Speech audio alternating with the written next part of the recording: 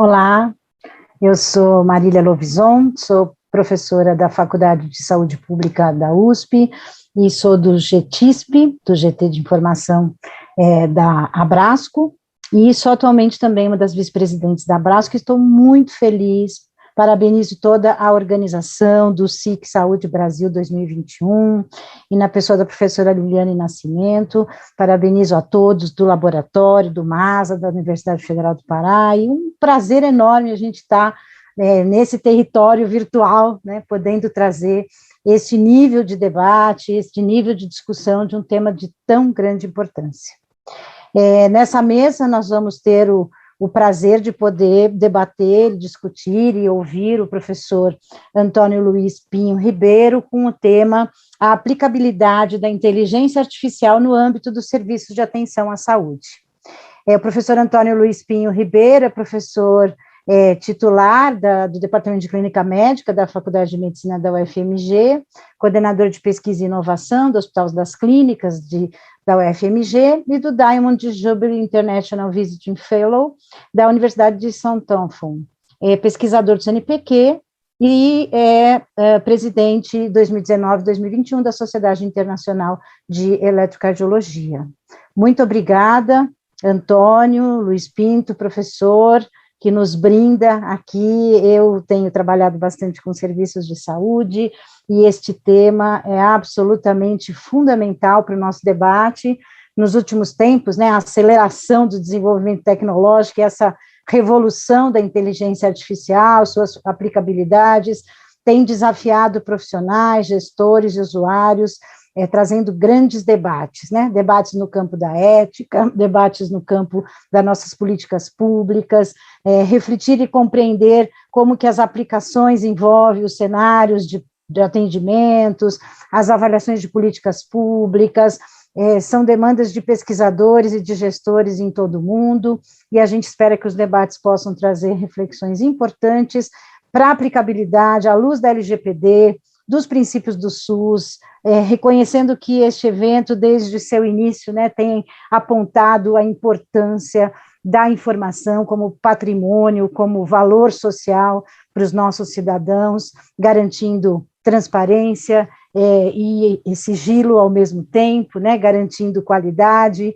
e podendo, ao mesmo tempo, trazer a informação para tomadas de decisão e olhando para o futuro, para todos os desafios que, inclusive, a pandemia de Covid-19 nos colocou à frente, né, e algumas coisas foram alavancadas e foram transformadas cada vez mais, mas sempre, né, com as nossas questões, né, políticas, nossas questões sociais que se afloraram e que trazem desafios enormes para como vamos garantir a ética, o direito à saúde, a redução das iniquidades e o avanço tecnológico para contribuir com a sociedade e proteger a sociedade. Então, queria agradecer muito, a palavra é sua, fique à vontade e muito obrigado pela presença em nome do evento. Bom, na verdade, eu que gostaria de agradecer a oportunidade de estar aqui. Como eu estava rapidamente falando logo antes, eu venho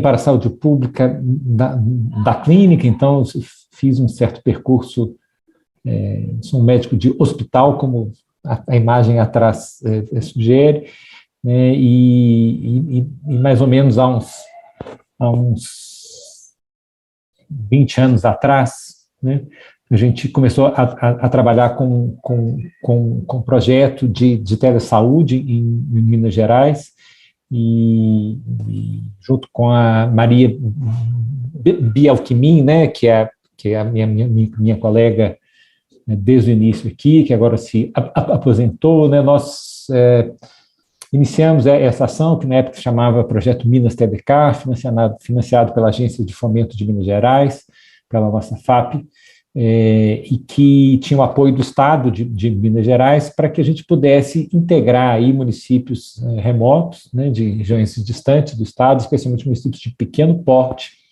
né, que tinham equipe de saúde, estratégia de saúde da família implantada e que pudessem, então, começar com esse serviço de telecardiologia, de teleeletrocardiografia, né?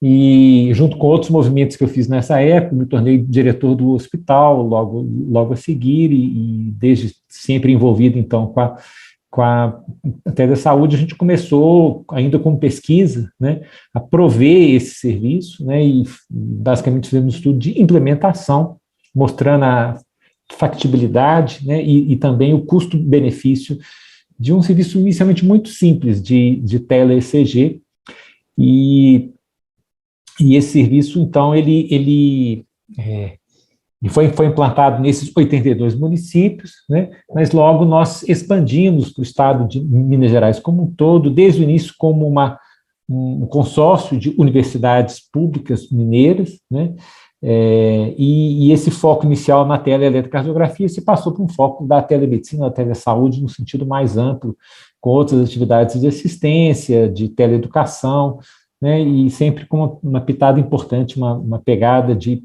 pesquisa e desenvolvimento forte, né. E porque eu vou conversar um pouquinho sobre inteligência artificial, diz respeito às aplicações práticas que nós estamos conseguindo obter a partir do uso da inteligência artificial na prestação de serviço de telesaúde. Então, eu não vou fazer uma apresentação dos pilares da inteligência artificial, machine learning, na verdade, eu vou tentar dizer um pouco como que essas coisas podem acontecer no mundo real. Porque o que a gente vê com a inteligência artificial é que tem um hype fantástico, né? Assim, existe a sociedade, ela é engraçada, né? Ela quer soluções mágicas com uma certa frequência, né?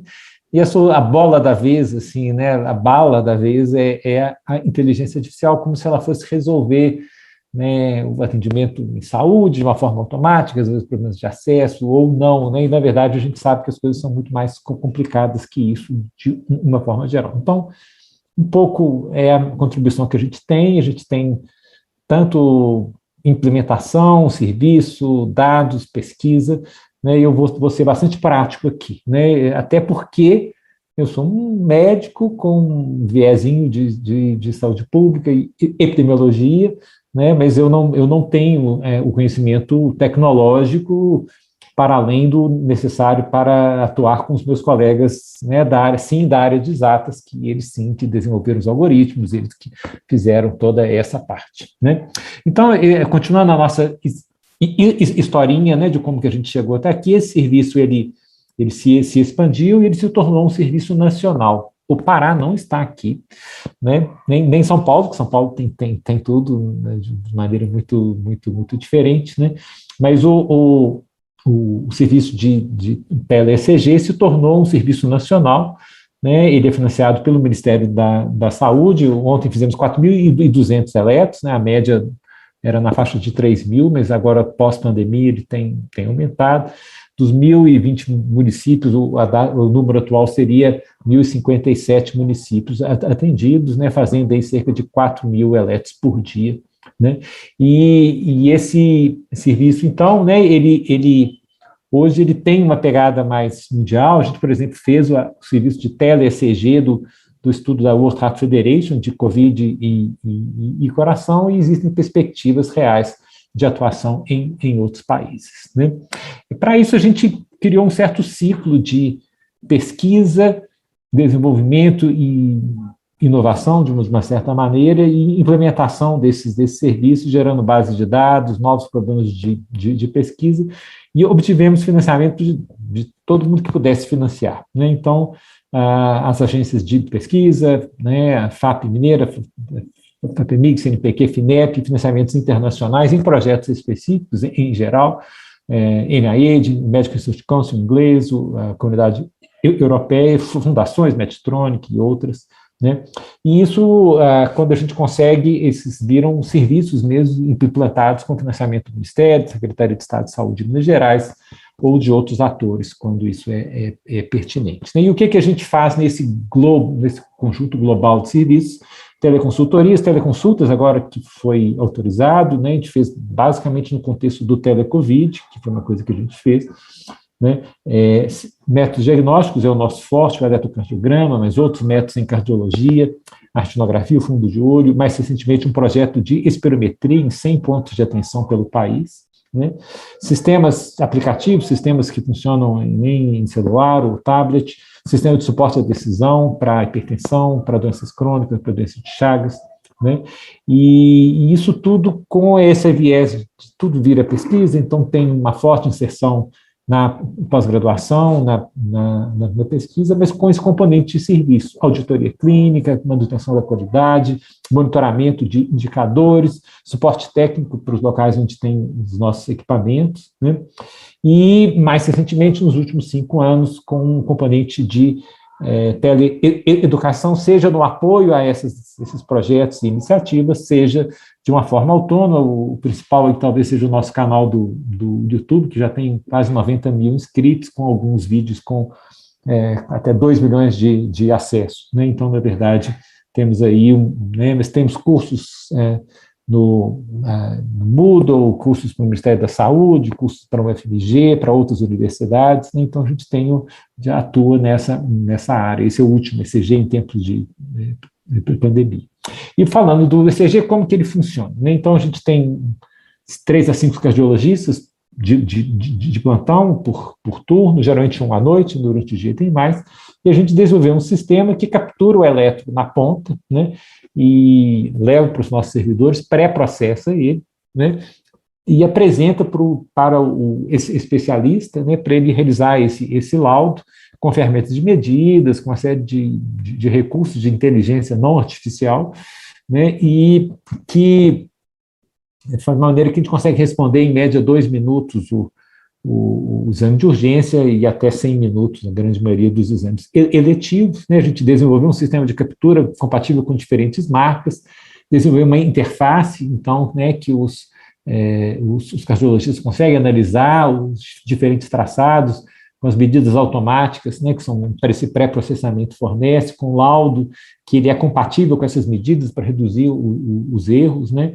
e com uma série de ferramentas que permite que o cardiologista revise esses dados, essas medidas automáticas e garanta um laudo da melhor qualidade possível, e a gente gerencia isso. Então, um serviço, já que a ênfase dos exames, a gente tem indicadores, né, esse é uma tela que fica à vista em 3 locais do serviço, tudo muito online, né, que mostra quantos exames já chegaram, qual o tamanho da fila, de onde estão vindo os exames, qual o tempo médio da urgência, qual o tempo médio do eletivo, quantos exames geraram alertas clínicos, porque nós temos a responsabilidade de, tendo um bloqueio AV, um infarto, de comunicar a unidade que solicitou o exame, ver se o paciente foi encaminhado, foi atendido, e há a possibilidade do médico, do profissional de saúde da ponta conversar com o médico cardiologista que está, né, conosco, e se discuta a conduta, se discuta os aspectos do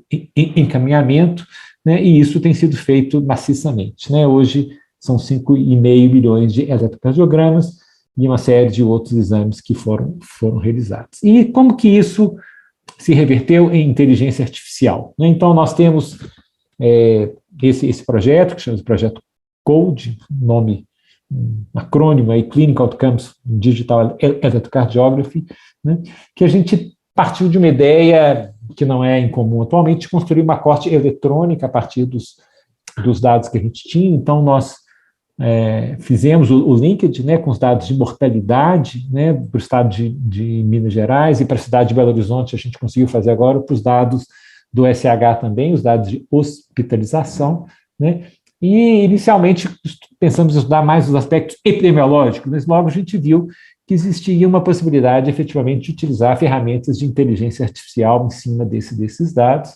né, e é sobre isso que eu vou falar o resto da nossa apresentação. Essa é hoje a maior base de eletrocardiogramas, né, que está sendo utilizada para inteligência artificial, uma revisão da Nature agora, Nature Review Cardiology, né, mostrando aí, né, junto com a Mayo Clinic, com outras bases, né, outros grupos, a gente tem pelo menos a maior base, né, a Mayo Clinic tem o maior número de papers, né, sem margem de dúvida, né.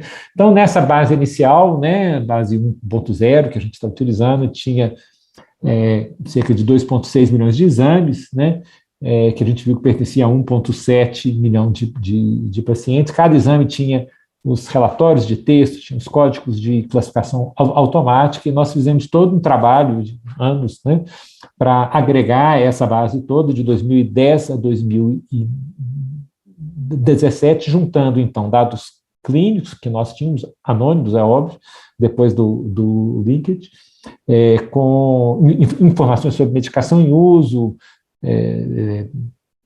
condições referidas, né, comórbidas referidas, contrastado em si com as classes eletrocardiográficas, os diagnósticos eletrocardiográficos, né, e esse estudo, então, que é o estudo COLD, né, ele pegou aqui, né, quando a gente começou a restringir aos adultos, pessoas com 16 anos ou mais, né, a gente começou a realizar uma série de estudos sobre o valor prognóstico das alterações eletrocardiográficas, né? E esse é um exemplo, é um mestrado da doutora Gabriela Miana, mostrando, então, o impacto do prognóstico, né, de ter um ritmo de fibrilação atrial no eletro inicial, e mostrando aí um impacto, né, um grande risco muito aumentado, mesmo quando ajustado para sexo, idade,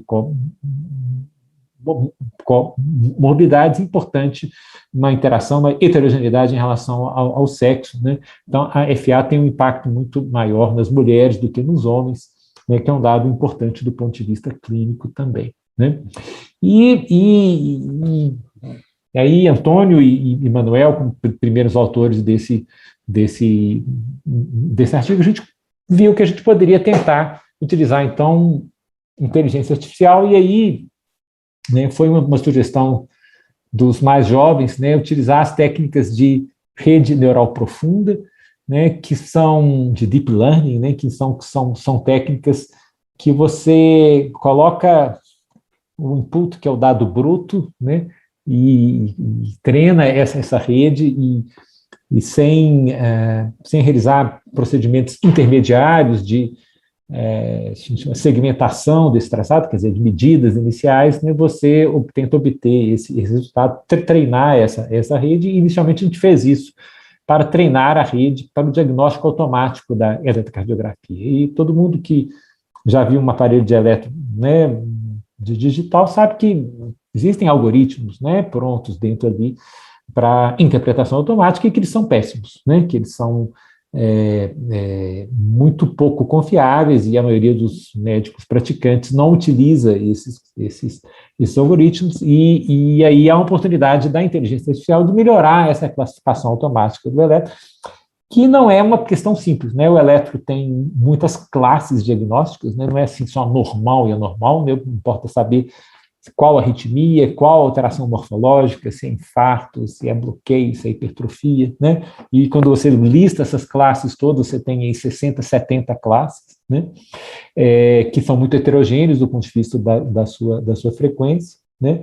E que tem uma série de regras, uma coisa exclui a outra, então, na verdade, não é uma tarefa simples, e nós começamos, então, com 6 classes, né?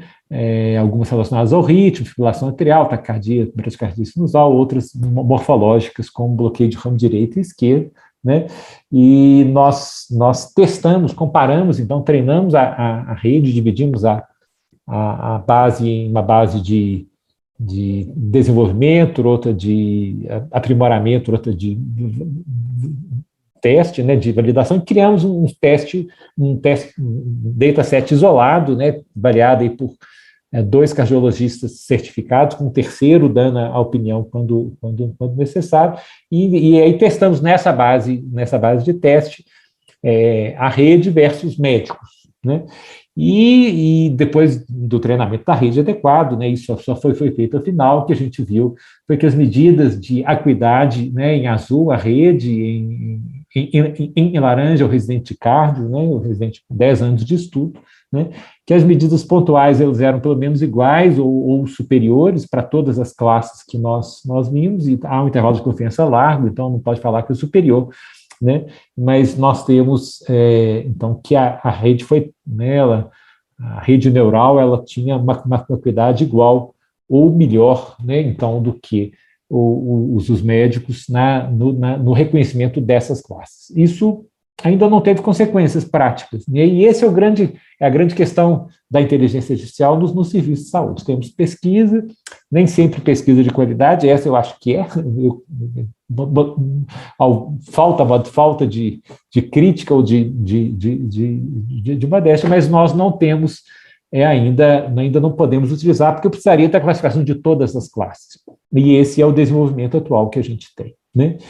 Enquanto a gente faz essa outra tarefa, que não é simples, né, nós resolvemos estudar o efeito prognóstico do uso da inteligência artificial nessa mesma base. Nós começamos a trabalhar com o conceito de idade eletrocardiográfica. A gente viu, e alguma coisa na literatura começou a sair simultaneamente aos nossos estudos, de que colocando só o eletro na máquina, né, treinando, você poderia treinar o eletro para reconhecer a idade que a pessoa tem, a idade e o sexo, né, na verdade, e que ele era bem acurado nesse respeito.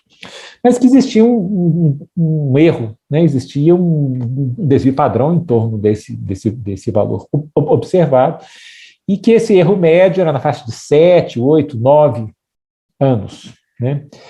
E alguns estudos começaram a mostrar que pessoas que tinham a idade predita acima da idade real, né, na verdade, tinham mais fatores de risco, tinham experimentado eventos cardiovasculares na sua vida. Né? Então, a gente testou até que ponto que a gente poderia utilizar a diferença entre a idade predita pela inteligência artificial e a idade real que a pessoa tinha como marcador do risco de morte, né, nessa corte e em outras duas cortes que a gente é o centro de leitura de ECG, que é a corte ELSA, que é uma corte grande, né, de 15 mil pessoas, 6 estados, 6 servidores públicos, seguidos há mais que 10 anos, e uma corte de doença de Chagas, do Norte de Minas, um projeto de NIH, que a gente é o POPI também. Né? E aí essas cortes são muito diferentes, né? Então a corte do CODE, né, a corte dos elétrons da rede de telesaúde, 15% dela que foi utilizado para teste, né, tem um segmento de 3 anos, a idade média é 51 anos, ELSA tem a mesma faixa etária, né, mas tem uma população um pouco diferente, né, e os Samitrop são pacientes mais velhos e mais doentes. Né, e o que a gente viu? Né? A gente viu que em laranja, né, quando a idade eletrocardiográfica era 8 anos, mais que 8 anos superior à idade cronológica, né? A máquina falou que tinha 60 e a pessoa tinha 50, mais que 8 anos. Né? Havia um risco aumentado de morte de cerca de 70%. Né? E mais importante, que esse risco se mantinha com magnitudes semelhantes na corte ELSA e era até um pouco mais significativo na corte Samitrop. Né? E quando nós tínhamos que a idade eletrocardiográfica era 8 anos menor, mais que 8 anos menor do que a idade cronológica, os meus 50 anos, a pessoa tinha 40 anos, o Leto falou que tinha 40 anos, que na verdade era um efeito levemente protetor no CODE, no ELSA e no Samitrop, que não tinha eletro normal, né, ficava diferente. Isso foi feito todo o ajuste para fatores de risco e nós mantivemos esse mesmo fator. E nós ficamos muito intrigados com isso.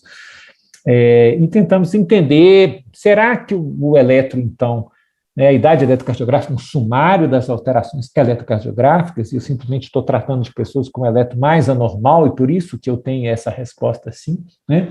E nós passamos a trabalhar, então, apenas com os eletros normais, né?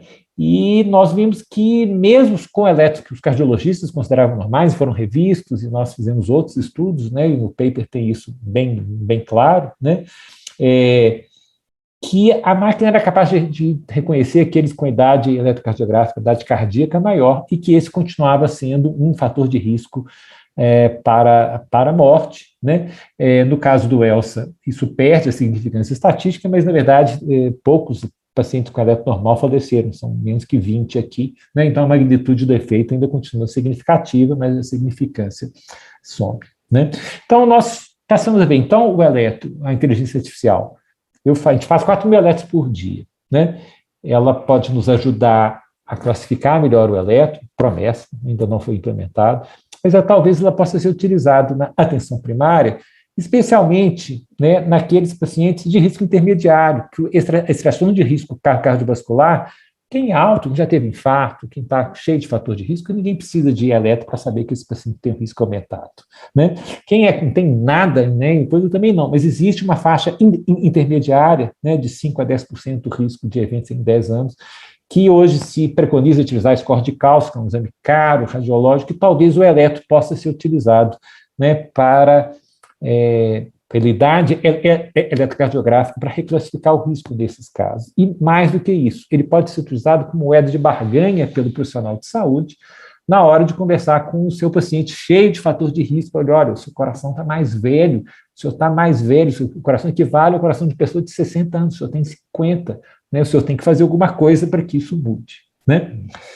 Também promessas. Esse é um outro estudo também publicado mais ou menos na mesma época, já uma colaboração com colegas de Israel, que viram o primeiro trabalho, procuraram a nossa base de dados, que eu vou passar mais rapidamente, que mostra que, além de predizer o risco de morte, né, a gente pode predizer, por exemplo, uma arritmia, que é a fibrilação atrial futura.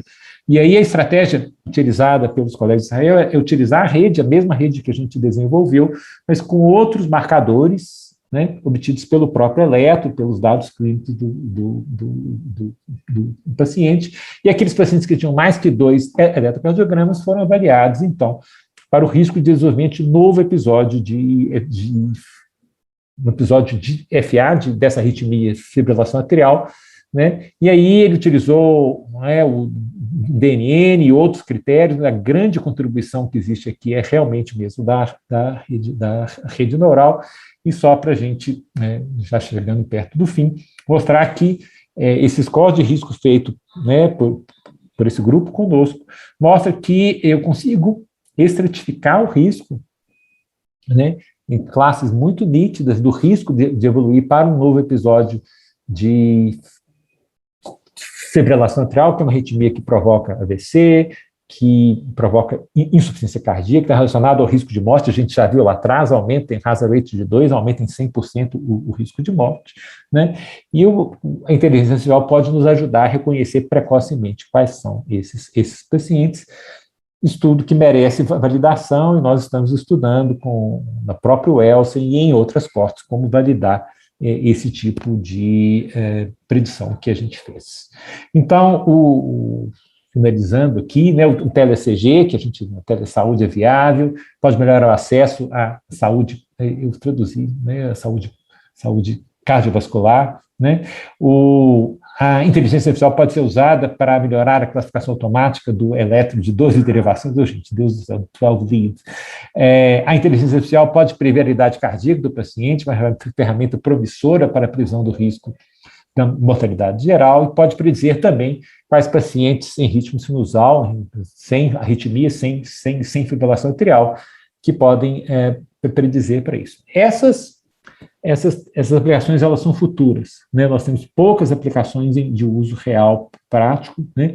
Mas nós antevemos uma possibilidade de uma classificação automática do eletro de 12 derivações, uma melhor compreensão do valor prognóstico dessas anormalidades, novos marcadores de prognóstico, e há uma perspectiva de melhora de acesso a um exame básico. Quando a gente conversa com os colegas da África, e hoje a gente tem conversas com Gana, com Etiópia e com Angola, né? Não há acesso à eletrocardiografia, não há acesso de maneira nenhuma ao diagnóstico com condições cardíacas. Quando a gente vai para o interior do país como um todo, né, esse acesso é difícil, às vezes a pessoa tem que viajar, tem que ir para outro local, né? Então, o TeleCG associado possivelmente a uma interpretação facilitada pela inteligência artificial, ele realmente pode nos diminuir esse acesso e ajudar a gente a reduzir desigualdades pela melhora do acesso, e à medida que a gente consiga tratar esses pacientes de uma forma mais adequada, né, a gente possa melhorar o bem-estar e a saúde de todos.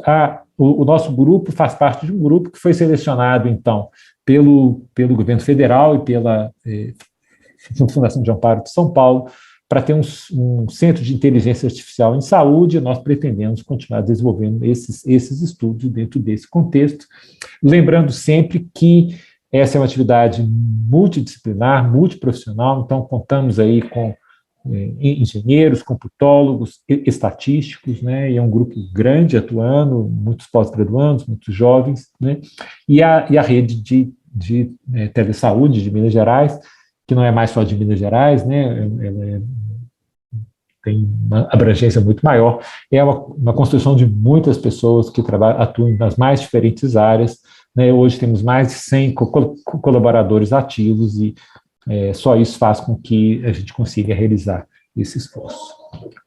Espero que eu tenha apontado algumas possibilidades de utilização de inteligência artificial de uma forma bastante prática, né? E estou aberto para perguntas, se é que tiverem. Obrigado. Excelente, Antônio, suas contribuições. Parabenizo, acho que sim, com certeza, num tempo bastante adequado, trouxe várias reflexões para todos nós, né?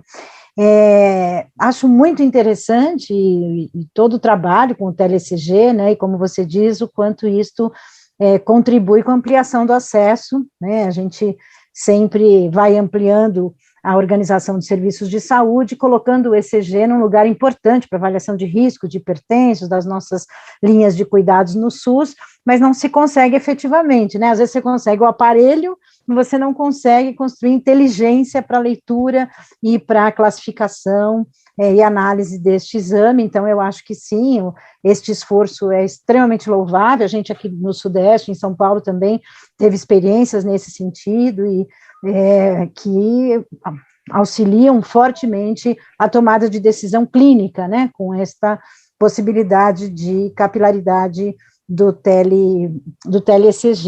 Eu acho que chama muita atenção quando você fala, né, que é um médico e com aproximação na saúde pública. Eu também sou uma médica sanitarista que atua na saúde pública, pensando os sistemas de saúde, particularmente o SUS, mas muito interessante esse movimento que se faz, né, de uma aposta da clínica, que se preocupa em pensar uma resposta mais societária e que, ao mesmo tempo, também se preocupa em construir pesquisa a partir daí, né?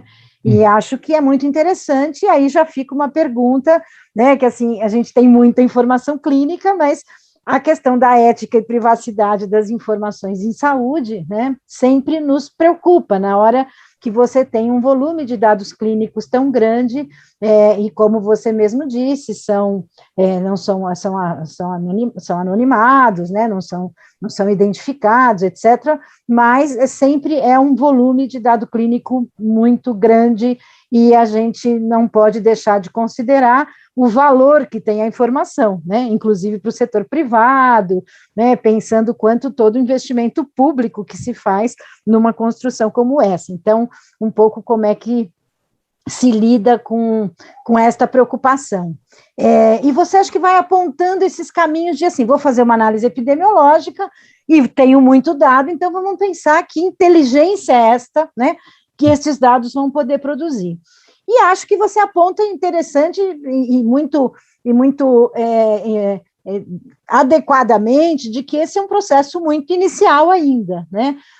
Há um esforço, e acho que quando você traz essa possibilidade de uma classificação automatizada melhor, né, e que talvez isso até impacte em custos e que melhore a capacidade de ampliação do processo, isso é muito interessante. Mas quando você traz a questão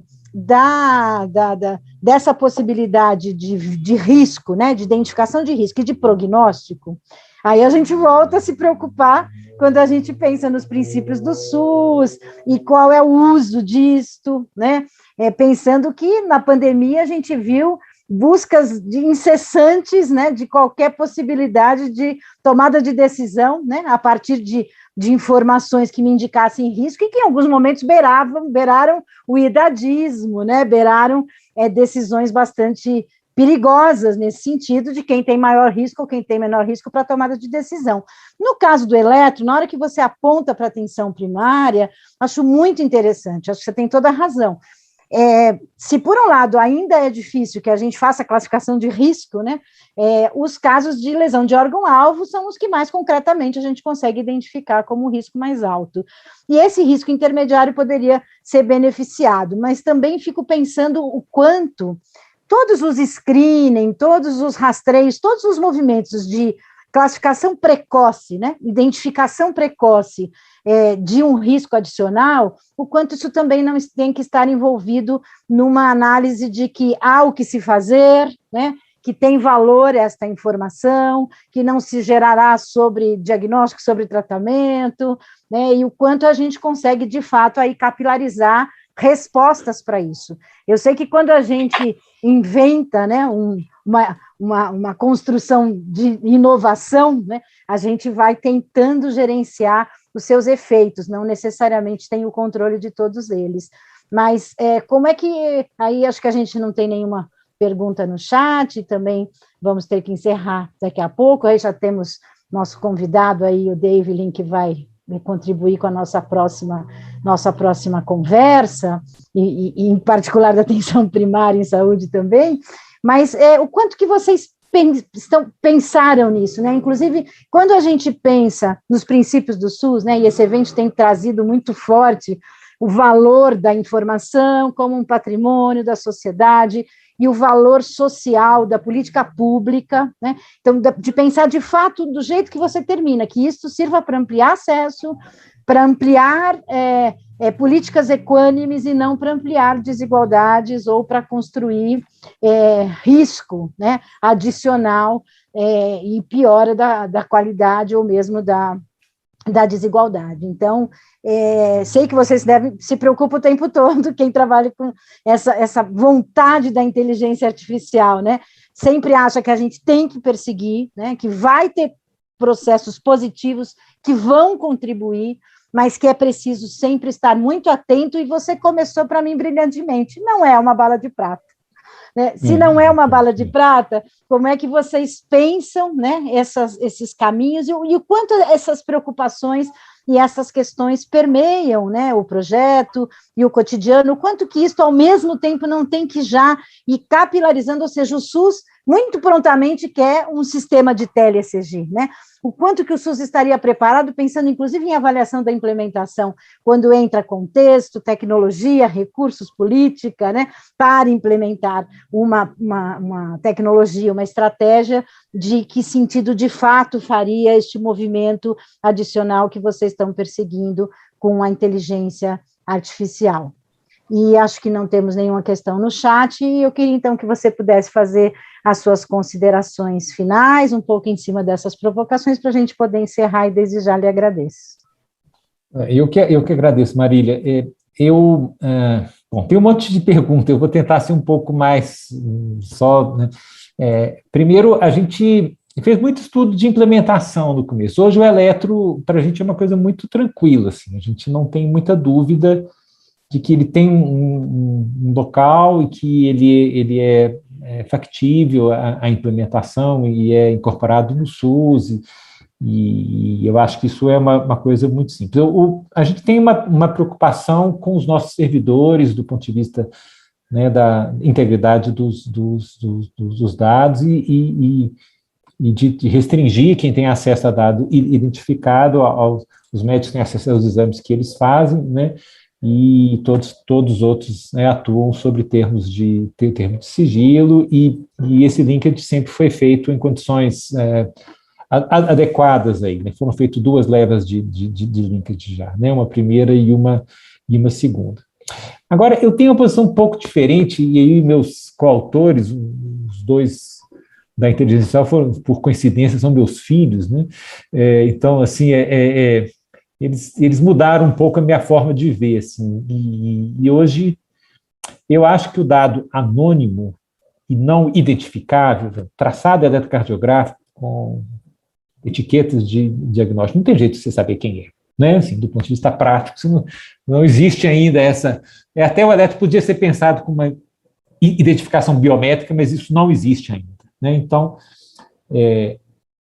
a gente tem... A Nature Communications, que a gente tem publicado, exige que você abra as bases. A gente tem aberto, né, e tem colocado as bases públicas, né, e os projetos de Chagas com Esther Sabino, né, que é a minha colega do Samitrop, né, também o NIH exige que as bases sejam públicas, e a gente coloca as bases públicas, né, então os traçados e algumas informações são públicas, e eu acho que essa é uma obrigação científica nossa, assim, eu acho que a gente tem que, porque a gente tem um monte de ideia, a gente se acha muito bom, mas a gente não...